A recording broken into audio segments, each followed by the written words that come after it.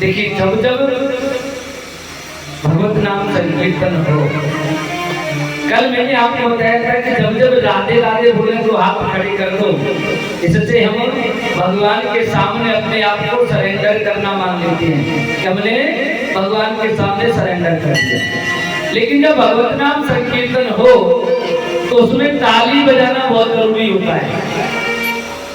पता है क्यों?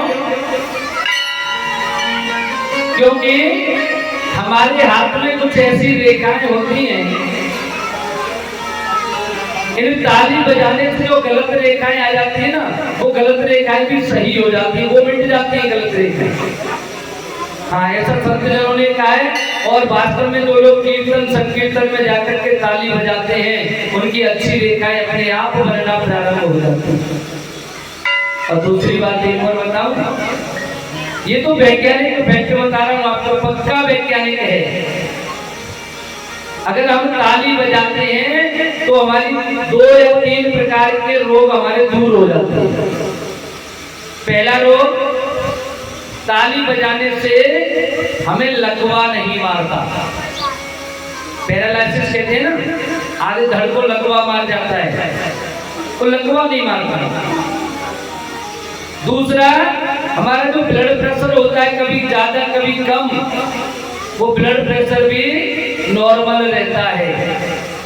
और तीसरा, अगर आप लोगों ने बाबा रामदेव का योगा थोड़ा बहुत देखा हो, उनका आता है प्रतिदिन टीवी चैनल पर चलता रहता है, वो बताते हैं ये जो कोर होते हैं ना हमारी उंगलियों के, इनको दबाने से हमारे मस्तिष्क का दर्द दूर हो जाता है। इन भागों को दबाएं, इस भाग को, तो हमारे जो शरीर में अन्य किसी स्थान का जो दर्द है वो दूर हो जाता है। जब तालियां आपस में बजाते हैं तो दोनों हाथों के आपस में पूर्ण टकराते हैं और इससे एक्यूप्रेशर बनता है।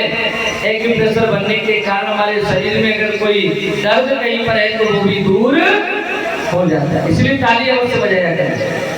आज जिन लोगों ने नहीं बजा पाई वो बीच में अगर कभी कीर्तन हो तो निश्चित रूप से बजाएं और फिर अपने आप में देखें कि आपका मन एकाग्रचित्त हो जाएगा।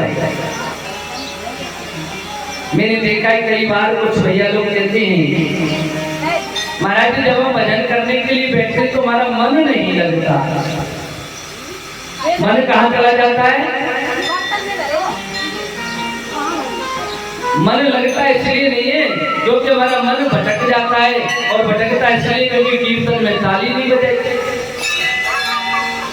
कीर्तन में जरूरी नहीं कि भागवत में ही, हम अपने घर पे भी कीर्तन करने बैठ जाएं 2 मिनट 5 मिनट और वह ताली बजा बजा करके कीर्तन करें तो निश्चित मान लेना कि हमारा मन फिर भजन में लगना प्रारंभ हो जाता है। कल की कथा में आपने सुना था भक्ति नारायण सम्मान चल रहा था और इधर में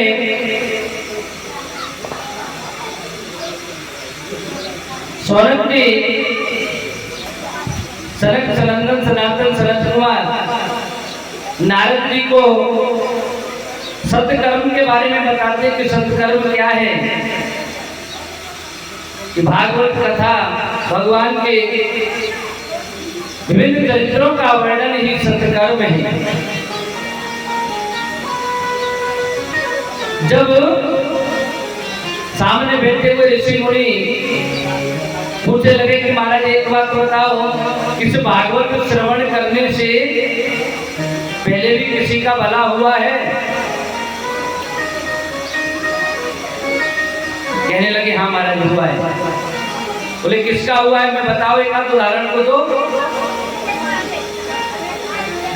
तो कहने लगे इसके स्मरण करने मात्र से, इसका श्रवण करने मात्र से पाप हानि प्रजायते, हमारे जो पाप होते हैं वो सब दूर हो जाते हैं, नष्ट हो जाते हैं। कहने लगे तुंगभद्रा तटे पूर्वं भूतवत् नमुत्तमम् यत्र वर्णाः स्वधर्मेण सत्य सत्कर्म तत्पराः। एक तुंगभद्रा जो नदी है उस नदी के तट पर और बड़े ही मनोयोग से तल्लीन रहने वाले भगवान का भजन करने वाले एक ब्राह्मण हैं। नाम है आत्मदेव पुरे तस्मिन् सर्ववेद विशारदः श्रोतस्मार्ते सुनिष्णातो द्वितीय इव भास्करः। वेदों में निष्णात अर्थात जो वेदों में अच्छी तरह से वेदों का ज्ञाता है, वेदों को जानने वाले हैं, और नाम है उनका आत्मदेव। गांव वाले, उनके शहर वाले उनसे इतना प्रेम करते हैं जितना प्रेम बिलोनी वाले मुन्ना भैया से करते हैं। हमारे लिए तो हरिनारायण दास जी महाराज हैं, लेकिन आपके लिए तो कल वही बताया ना कि मैं आपके लिए तो वही मुन्ना भैया हूँ। जैसे बिलोनी वाले सब लोग करते हैं महाराज जी से, ठीक उसी प्रकार से उनसे भी बहुत प्रेम करते थे। वो जैसा सोचते, जैसा करना चाहते, वैसा सब लोग मानते उनकी बात को, लेकिन फिर भी उनकी बड़ी अच्छी एक पत्नी थी सुंदर भी थी और सुंदर होने के साथ साथ माता बहनों में एक कमी अवश्य हो जाती है। जो माता बहन जितनी ज्यादा सुंदर हो और सुंदर होने के साथ साथ अगर उनमें एक गुण आ जाए कि दूसरे को देख करके जले न, फिर तो कहना ही क्या है। आत्मदेव की पत्नी कैसी है? भिक्षुको विद्वान लोक तत्प्रिया धुंधली स्मृता स्वभाग्य स्थापिका नित्यम सुंदरी सुकुलोद्भवा। अच्छे कुल में उत्पन्न होने वाली है, बड़े परिवार की है और बड़ी सुंदर है, लेकिन केवल एक ही कमी है। उसका नाम क्या है? धुंधली। और धुंधली किसे कहते हैं? बुद्धि को। जिसकी बुद्धि थोड़ी सी धुंधली हो जाए, अर्थात याददाश्त कम रहती हो, जिसकी बुद्धि केवल अपने शरीर को ही देख करके चलती, बस मैं ही सुंदर हूँ, दूसरे लोगों से ज्वलन ईर्ष्या रखते हैं, ऐसी होती है धुंधली। और ये जो धुंधली है ये है कैसी? स्वभाग्य स्थापिका नित्यम। एक आध दिन की बात हो तो कोई दिक्कत नहीं है, प्रतिदिन का काम है। प्रतिदिन का काम क्या है? अपनी बात को मनवाना, अपनी बात को आगे रखना। हम जो कह रहे हैं वो सत्य है और बाकी सब असत्य है, बाकी सब असत्य महाराज। बस मैंने जो कहा है वो ठीक है। और अगर उन्होंने कह दिया महाराज जी कि नहीं, आप गलत भाषण कर रहे हो, आप गलत बोल रहे हो, तो तुरंत उसी समय लड़ने को तैयार हो जाते हैं। ऐसी है धुंधली। और आपको बताऊं, ऐसी धुंधलियां आजकल घर घर में हैं। पतिव्रता स्त्रियां कभी भी अपने पति को जबरदस्ती उसके ऊपर नहीं चलाती कि नहीं आपको मेरा ये काम करना ही पड़ेगा।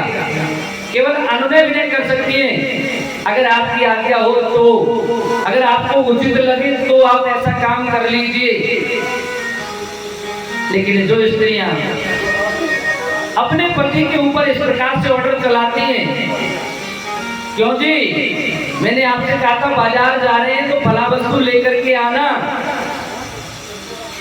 चाहे उसकी जेब में पैसे हो या ना हो, लेकर के आने पड़ेंगे बेचारे, बड़ी दिक्कत हो जाती है। सीता जी ने भगवान श्री राम से पूरे आजन्म कभी आदेशात्मक बात नहीं कही, लेकिन जब वन को गए तब उन्होंने ऐसी एक ही धमकी दे दी, महाराज मैं यहाँ क्या करूंगी बिना आपके, इसलिए मुझे भी साथ लेके चलो। और सीता जी वन को गई, क्या हाल हुआ सबको पता है। इसलिए जब पति समझ आते हैं, आदमी समझा रहा है, औरत की समझ में बात नहीं आ रही है, तो निश्चित रूप से समझ लेना वहां गड़बड़ होने वाली है।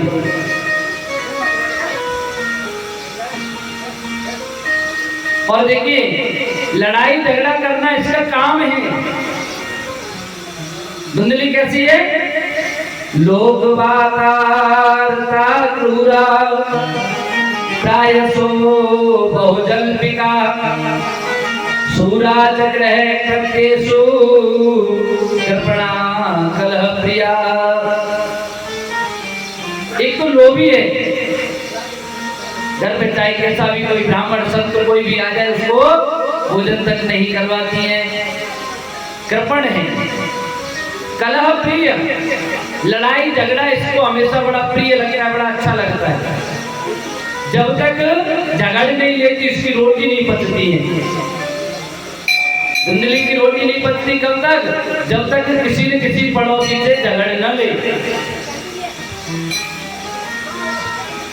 और किसी बात पे नहीं तो केवल छोटी छोटी बातें होती जो गोबर के उपले बनाते हैं ना कंडे, उन कंडों के ऊपर ही झगड़ जाती, मेरे फोड़ दिए या किसी ने चुरा लिए, चाहे फोड़ के भले किसी की गाय भैंस गई हो, बस गाली देने से सिर्फ ऐसे छोड़ के ले आते हैं जैसे बाप कर रहा है, चल रहा है, हाथ में पकड़ के नहीं ला सकते, मेरे कंडे फोड़वा दिए, बात बात पर लड़ाई झगड़ा करना। और देखो जो माताएं इस प्रकार से जो झगड़ालू होती है ना, उनके परिवार में उनकी बच्चियां भी फिर ऐसी हो जाती हैं। एक कहावत सुनी होगी आपने कि जैसे जाके नदी नवारे वैसे वाके भरिका, और जैसे जाके मैयो बाप वैसे जाके लड़का, लड़का वाले भी वैसे ही हो जाते हैं।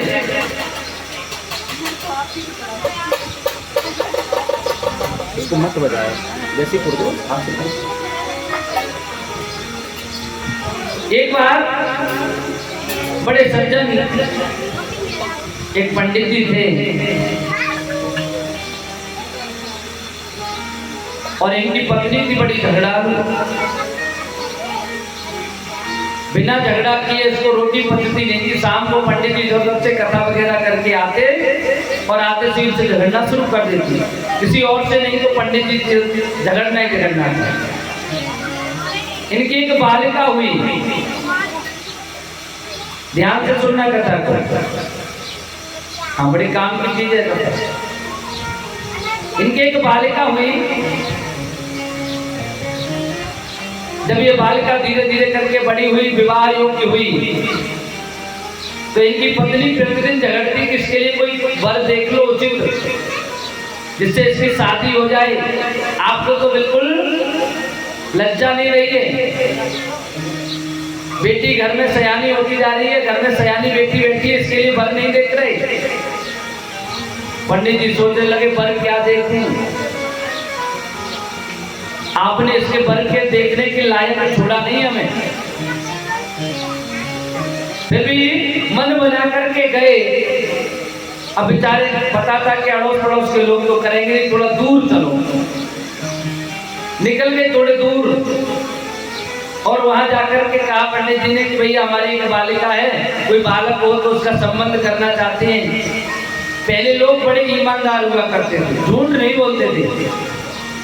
आज की तरह लड़कियां देखने का रिवाज नहीं था, क्योंकि पहले लोगों को विश्वास था कि लड़की के बारे में जो बात कही जाएगी वो सत्य होगी। और आजकल लड़कियां देखने का रिवाज इसलिए हो गया क्योंकि जब संबंध करने जाता है ना लड़की वाला, तो उसके अवगुणों को सबको छुपा लिया जाता है और जो गुण होते हैं उनको बताया जाता है। हमारी लड़की बहुत सुंदर है, खाना बनाना जानती है, ऐसा करना जानती है, ये काम कर लेती, वो काम कर लेती। लेकिन अगर उसमें कोई अवगुण है, किसी से लड़ने झगड़ने का या किसी काम को करना नहीं जानती है, उसको छुपा जाते हैं, मना नहीं करते। पंडित जी बेचारे सीधे साधे चले गए और जाकर के कहा, जहां जिस घर में जाकर के कहते कि हमारी जो बालिका है वो बालिका थोड़ी झगड़ालू है, बाकी तो बहुत अच्छी है, हमने अच्छे संस्कार दिए, बस एक ही संस्कार गलत पड़ गया, वो झगड़ालू है, लड़ती रहती है। और जो सुने कि लड़की झगड़ालू, सब मना करते भैया हमें ना चाहिए ऐसी लड़की। घर में आते से ही रात शुरू हो जाएगी, झगड़ा शुरू हो जाएगा। कौन करे ऐसी लड़की से विवाह? पंडित जी हाथ पकड़ करके लौट के आ रहे थे घर की तरफ। आते समय पहले हर गांव के जो पशु होते थे चराने के लिए सब जातियों से लोग जाते थे। घर में एक दो बालक ऐसे हुआ करते थे। अच्छा आजकल तो बालक ही एक या दो होते हैं, उनको भी पढ़ाई में लगाए रखते हैं, मशीन बनाती है बच्चे। इन प्रकारेण बच्चे की नौकरी लगनी चाहिए। एक बच्चा होता है पढ़ा लिखा के केवल नौकरी, नौकर बनाना है, मालिक नहीं बनाना। जिससे कहो ना अरे महाराज जी बच्चा की थोड़ी सी नौकरी लग जाती है। और नौकरी तो देखो चाहे 4 पैसे की हो चाहे 4 करोड़ की हो, नौकरी तो नौकरी है। अब नौकरी लगेगी तो फिर बनिए की नौकरी कहते हैं ना, नौकरी और क्यों करी, जाना ही पड़ेगा नौकरी पर।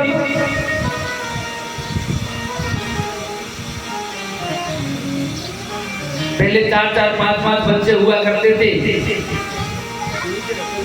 एक बालक को भेज दिया नौकरी करने के लिए, एक बालक भेज दिया धर्म की रक्षा के लिए, दूसरे बालक को कहीं किसी बनिया के यहाँ भेज दिया कुछ अच्छे गुण सीखने के लिए, कोई नेता नगरी करने के लिए, और एक आध बालक रखते थे गाय भैंस चराने के लिए। बोलो श्री राधे, जोर से बोलो राधे राधे।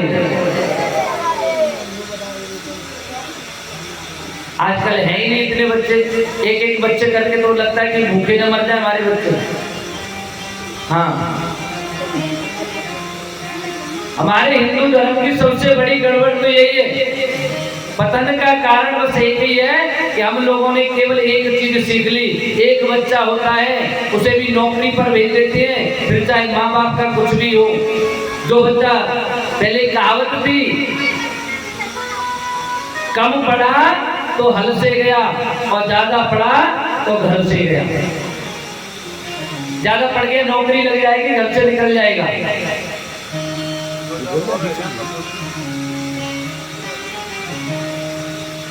घर से निकल जाते हैं लोग। अब तो पंडित जी को बड़ी दिक्कत हुई, जब लौट के आ रहे हैं एक जगह गाय भैंस चराने वाले कुछ ग्वाल वाल देखा तो पंडित जी का मुख मलिन है। पूछा पंडित जी क्या बात है? अच्छा एक बात और बताऊं, ब्राह्मणों की एक पहचान होती है, सिर पर टीका लगा होगा, बड़ी सी चोटी होगी, जनेऊ धारण किए होंगे। बाकी तो सब लोगों के कोई 2 हाथ 2 पैर 2 कान सब चेहरा मोरे एक जैसे होते हैं, लेकिन ये पहचान अपने आप में एक अभूतपूर्व चीज है। पहले से हिंदू धर्म की रक्षा करने के लिए गुरु गोविंद सिंह, तेग बहादुर इत्यादि ऐसे ऐसे सिख भी हुए जिन्होंने हिंदू धर्म की रक्षा के लिए अर्थात अपनी चोटी को बचाने के लिए दीवारों पर में चुन गए। और आज हम पैसे देकर के अपनी चोटी कटवाने के लिए जाते हैं। हिंदू धर्म का सत्यानाश तो इसीलिए होता जा रहा है, हम अपने नियमों को पालन नहीं कर रहे। अरे कम से कम हिंदू हैं तो हिंदू होने जैसा दिखो तो सही। बालकों को शर्म आती है चोटी रखाने में, सर पे टीका लगाने में शर्म आती। घर से अगर निकलेंगे तो टीका नहीं होगा सर पर, मस्तक पे टीका नहीं है, काहे के हिंदू हैं आप। पंडित जी को पहचान लिया, दूर से ही पंडित जी आ रहे हैं। पूछा पंडित जी क्या बात है, कैसे आप परेशानी में? आओ बैठो। पेड़ के नीचे बैठा था, जलपान कराया, कहने लगे बेटे क्या बताएं, हमारी एक बालिका है, थोड़ी झगड़ालू होने के कारण उसका संबंध नहीं हो रहा। उनमें एक ब्राह्मण का बालक भी था जो गाय चराने के लिए जाता था। तो साथ वाले बच्चे बोले कि पंडित जी हाँ ये बालक कैसा लग रहा है? बोले बहुत अच्छा है, सुंदर है, हष्टपुष्ट है। पंडित इसके पास 10 गायें हैं, बीघा 2 बीघा खेत भी होगा, 2-1 गांव की यजमानी भी है, अच्छा कमाते खाते हैं, संबंध कर दोगे? बोले बेटा लड़की झगड़ालू हुए। वो कहने लगा वो कोई बात नहीं, वो तो मैं दे लूंगा, मैं कर लूंगा। घर पर गए, उस समाज में जो चलता होगा 1 रुपया 2 रुपया पैसे दिए, घर पे सगाई पक्की हो गई। लड़का कहने लगा पिताजी अब सुनो, अब आप हमारे ससुर हो गए और ससुर भी पिता समान होते हैं। मैं बारात कैसे लेके आऊंगा ये मेरा हेडक है, लेकिन ध्यान रखना घर पे किसी भी प्रकार का शोरगुल मुझे नहीं मिलना चाहिए। आपको बस बारात की बढ़िया खाने पीने की व्यवस्था करनी है, ठीक है बेटा? पंडित जी लौट के आ गए, बारात की व्यवस्था हुई। जब नियत समय पर बारात घर आई तो बाराती दूल्हा को लेके ऐसे आकर के खड़े हो गए, न तो कोई बैंड न बाजा न ताशा न कुछ भी नहीं, घर में ढोल ढमक्कर कुछ भी नहीं, सीधे साधे आकर के खड़े हो गए आकर बारात में। गांव वाले पूछ रहे भैया ये कैसी बारात जिसमें न ढोल है न नगाड़े हैं न कुछ भी बजाने वाला नहीं है, ये कैसी बारात है? दरवाजे पर पंडित जी बैठे, उन्होंने भी मंत्र ऐसे बोले मन मन में, केवल होठ हिलते हुए दिख रहे थे कि मंत्र बोले जा रहे हैं। उधर में लेडी ने जो गाना गा रही थी, दरवाजे पर गीत गाते हैं ना, उसे चुप करा दी, चुप, कोई नहीं गाएंगे बिल्कुल। दरवाजे पे गए, दरवाजा हो गया, अंदर गए, मंडप के नीचे जाकर के भामरें हुई। लड़की सोचने लगी या तो जो कोई पागल है, मेरी शादी पिताजी ने पागल के साथ कर दी, या फिर बहुत बड़ा पहुंचा हुआ विद्वान है, विवाह में भी किसी को बोलने नहीं दे रहा होता। नहीं तो विवाह में तो गीत आनंद तो होते ही है कि वो भी नहीं गाने दे रहा। अच्छा, बर्तन भाड़े जितने भी मिले, बारात विदा हुई, तो जिस रथ से उसकी बारात आई, उसी रथ में उसने सारे बर्तन भाड़े रखवा लिए अपने पास। अब पहले कच्चे रास्ता हुआ करते थे तो उसमें डच पच की तो आवाज आनी, रथ में जैसे ही पहिया इधर उधर होता, आवाज आती, उसी बर्तन को निकाल के फेंक देता पीछे आ रहे तो उसके घर वाले वो समेट के ला रहे। लड़की ने सोच लिया तो पागल है ये, अरे 4 बर्तन होंगे तो खटकेंगे सही, और बर्तन खटकेंगे आवाज तो होगी। लेकिन लड़की चुपचाप विदा होती रोती है, वो रोई भी नहीं बेचारी विदा के समय पर। घर पहुंच गई, घर जाकर के सासू माँ से कहने लगी, मैया एक बात तो बताओ, ये बालक के तुम्हारा रसोई है क्या? बोली बेटा ये तो पैदा हो जब चुपचाप ही रहो तो गाय रहे, शांत स्वभाव का ही। हाँ, इसके सामने जोर से बोलना भी मत, चम्मच भी नहीं, खटक जा रही चम्मच घर से बाहर, और तू जोर से बोली तो तू बाहर। बेचारी को बड़ी परेशानी हो गई, अब क्या करें? घर में बिल्कुल ऐसे रहती थी जैसे बिल्ली के सामने चूहे रहते हैं। अब तो समय गुजरता गया, 1-2 महीने निकल गए, लेकिन लड़की को लेने नहीं आई। पंडित जी ने पता था कि गड़बड़ होगी, जाएंगे। अब 2 महीने बाद उसकी पत्नी लड़ने लगी, पंडित जी क्या कर रही हो? अरे लड़की को कहीं कुएं में डाल दिया, क्या कर दिया? कम से कम लड़की की कुछ खबर सुन लेने तो जाओ। आपने न दसई चलाई, न कोई कुछ भी नहीं चलाया, पुनरागमन नहीं हुआ बेटी का। पंडित जी कहने लगे, देख मुझे पता है मैं जाऊंगा और दुनिया मेरे को तायने मारेगी, तुम्हारी बेटी बड़ी बेकार निकली, लड़ती है, ऐसा कहेगी दुनिया, मैं तो मर जाऊंगा शर्म के मारे। कहने लगी एक बार जाओ तो लड़ झगड़ के, जब जैसे घर में खाना पीना सब दुश्वार हो गया तो पंडित जी को जाना पड़ा। पंडित जैसे ही पहुंचे उस लड़की की ससुराल गांव के बाहर, लोगों ने देखा कि तो वही पंडित जी है जिनकी लड़की अपने यहाँ आई है। हाथ जोड़ के राम राम किया, पंडित जी राम राम। बोले राम राम साहब।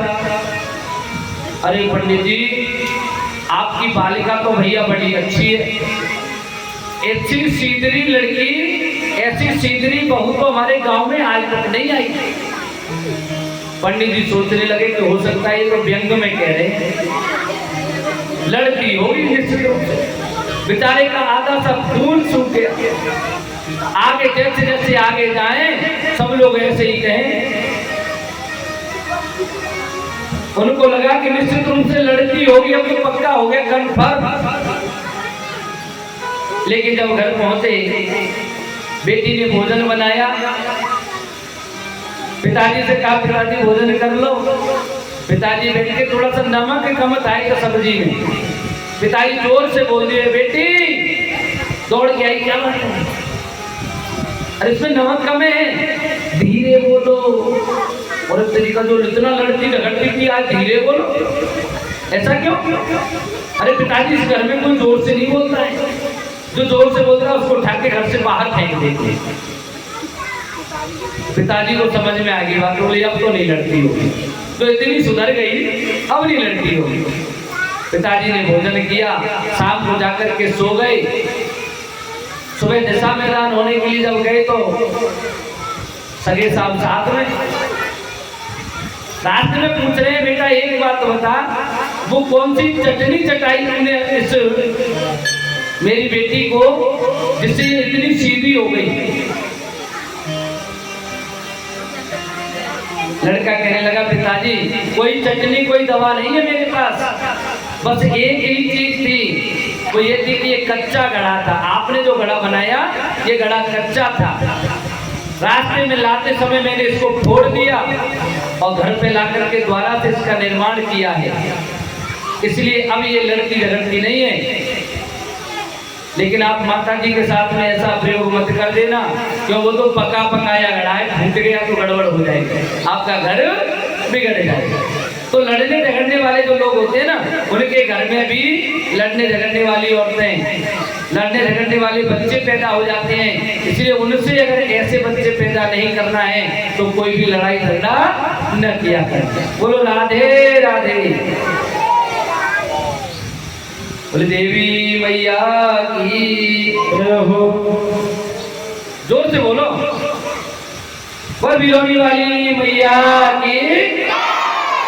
हाँ, ये जोर से इसलिए बुलवाया है क्योंकि कुछ दान पुण्य आया है, और दान की चीज आती है निश्चित रूप से आप लोगों के लिए भला भंडारे की व्यवस्था होती जा रही है।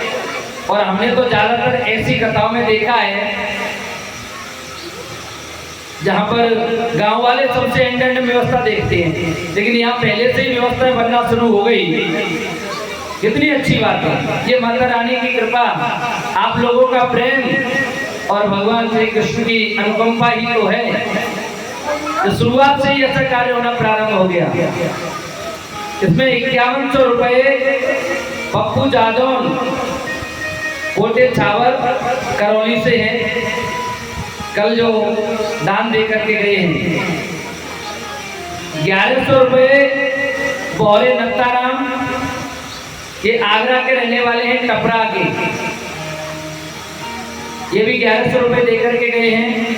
500 रुपए राम किशोर जी हैं बड़ौदा के, उनसे प्राप्त हुए हैं। धीरे धीरे करके देखो बाहर के लोग दान देना प्रारंभ कर दिए हैं, और भी माता रानी के भक्त आते रहेंगे, दान लोग देते रहेंगे, और गांव वालों को जो करना है वो करेंगे सही। लेकिन ये तो बाहर की व्यवस्था है, माता रानी अपने भक्तों को बुला ही रही है। एक बार जोर से भक्तों के नाम से तालियां बजा करके इनका स्वागत करें। और अम्बे रानी से मेरी यही अनुरोध है कि इन सब के भंडारे भरती रहें।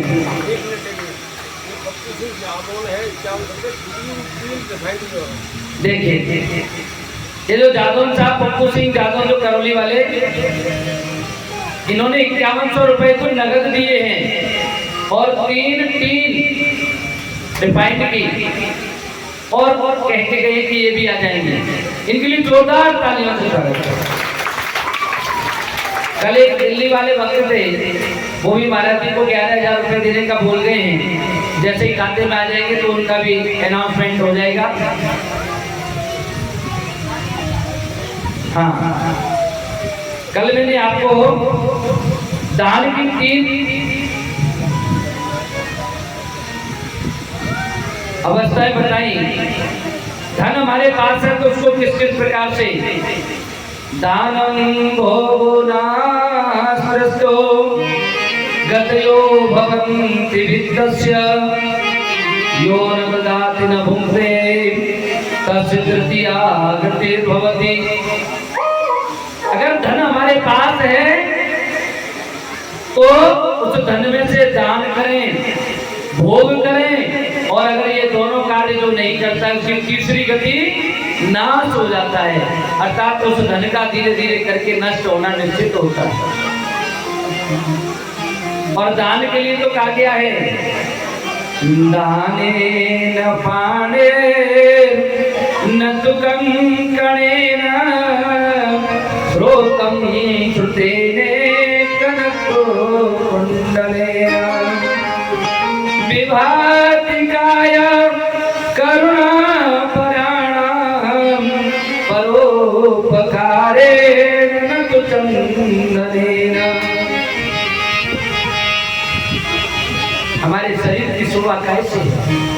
की शोभा कंगन पहनने से नहीं है, हाथों में अंगूठियां पहन लें, सोने की चांदी की हीरे जड़े हुए मोती जड़े हुए, जो हाथों की शोभा नहीं है।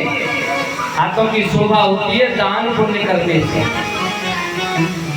कानों की शोभा इनमें बड़ी बड़ी बालियां लटका लेने से नहीं होती है। कानों की शोभा तो अच्छे अच्छे ग्रंथ, अच्छी अच्छी बातें, सत्संगति, भगवान का नाम संकीर्तन सुनने में है। और शरीर, इस शरीर से जितना हो सके उतना हम परोपकार करें।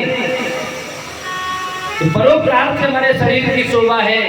इस पर चंदन लपेट लेने से कोई शोभा नहीं होती।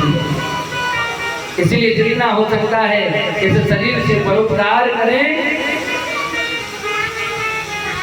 और धन जितना है तो दान में लगाएं। अब और तो कोई बात नहीं है। आत्मदेव की एक बड़ी दिक्कत है कि इनके कोई बालक नहीं है। और कल भी मैंने आपको बताया कि जिसके बालक नहीं होता उनको एक ही घोड़ा फूटता रहता है। इन प्रकार कैसे भी हो हमारे बालक होना चाहिए। हम जहाँ जहाँ जाते हैं संतों से मिलेंगे तो वही कहेंगे कि महाराज एक बालक हो जाए। किसी देवता के यहाँ जाएंगे तो वही मांगेंगे कि एक बालक हो जाए। इनके भी कोई बालक नहीं है। सोचने लगे कि मेरी जितनी यजमानी है इसको संभालने वाला कोई नहीं है। नगर के लोग मेरा मुंह देखना भी पसंद नहीं करते। अब तो ये ऐसा सोच करके और मरने के लिए चल दिए घर से निकल करके। इससे अच्छा तो मरना ही ठीक है। निपुत्री होने से अच्छा मर जाना ठीक है।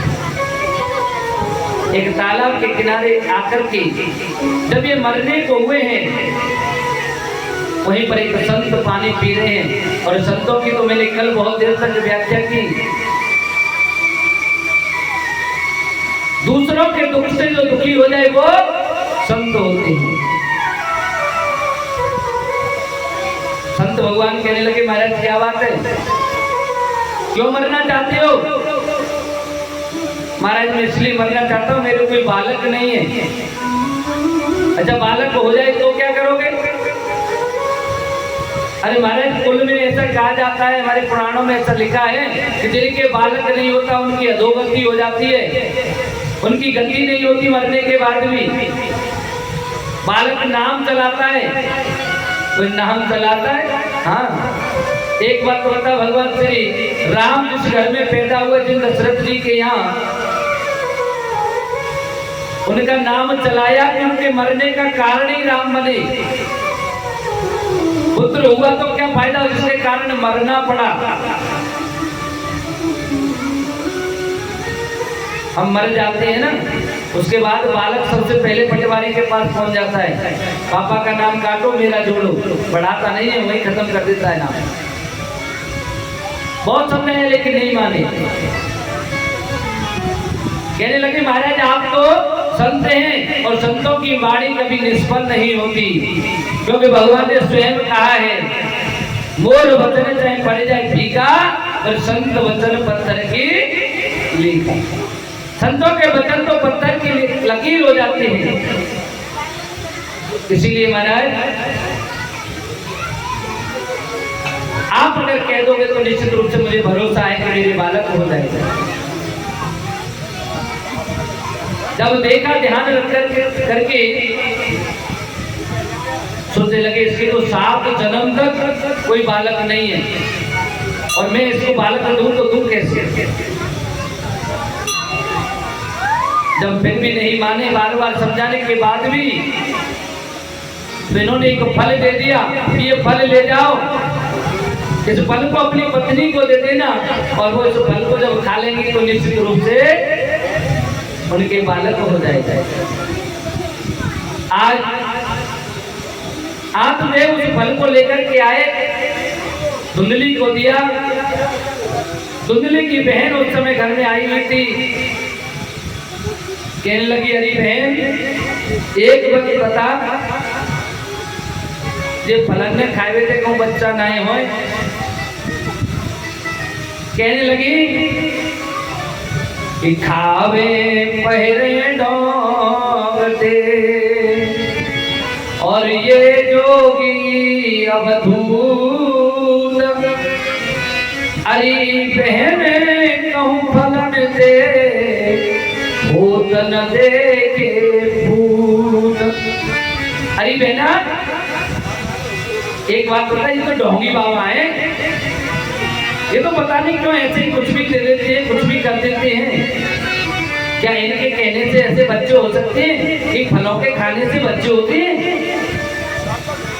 आज भी ऐसी स्थिति है। बहुत सारे लोग आज भी इस बात को नहीं मानते कि खीर का चल्लू खाने से भगवान श्री राम तीनों भाइयों के सहित में प्रकट हुए होंगे। लोगों को विश्वास नहीं होता आज भी, लेकिन ये तो वैज्ञानिक तथ्य है। अब तो आप स्वयं इस चीज को जानकारी में ले सकते हैं। बर्कनली शिशु तैयार हो सकता है। आज के वैज्ञानिक युग में बिना मां के गर्भ में बालक को ले जाए और पूरी प्रक्रिया हो जाती है, बालक खिलौने बन करके तैयार हो सकते हैं।